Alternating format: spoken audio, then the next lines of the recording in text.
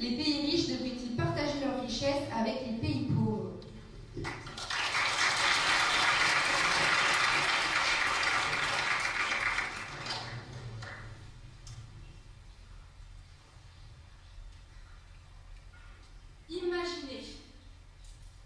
Imaginez-vous aider quelqu'un toute votre vie.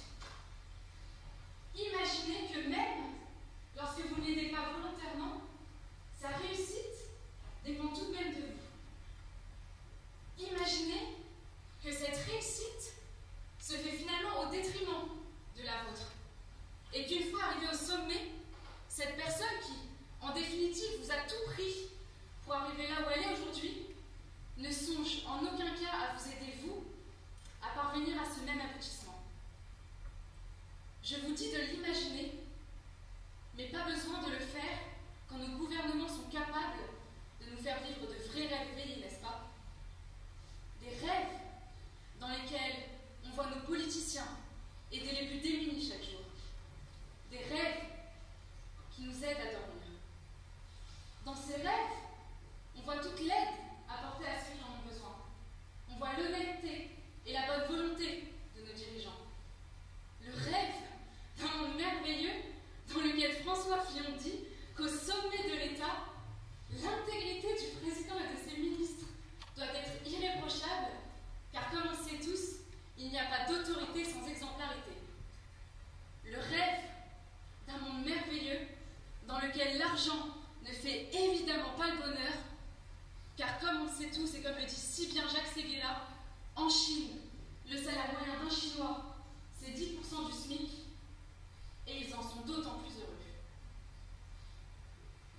Nous sommes d'autant plus gentils de fournir à ces pays 100 millions de doses de vaccins.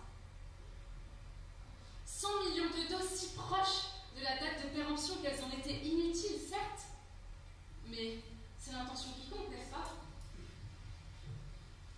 Je vous le dis aujourd'hui, mesdames, messieurs, nous vivons dans un rêve.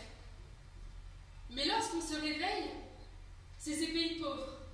Pauvres à tel point qu'on en voit leur population mourir sous nos yeux, sans pour autant leur venir en aide. N'est-ce pas ici l'illustration simple de l'absence d'humanité? Un humain n'est-il pas, du moins initialement, doué d'empathie? Si les pays riches auxquels nous avons la chance d'appartenir le sont, n'est-ce pas ni plus ni moins grâce à ces autres pays, dans l'ombre aujourd'hui, dont nous assistons inactifs à la perdition? Perdition dont nous pouvons nous considérer en partie coupables aujourd'hui. Car alors que nous profitons des richesses acquises à leur détriment, nous oublions la reconnaissance pour notre développement, nous oublions l'humanité pour l'économie. Et quand on me dit qu'une richesse qui est donnée n'est pas méritée, je me questionne. Je me demande si celle qui est gagnée aux dépens d'une autre l'est plus. Je me demande si la fameuse Rolex de Séguéla n'est-elle méritée. Le mérite,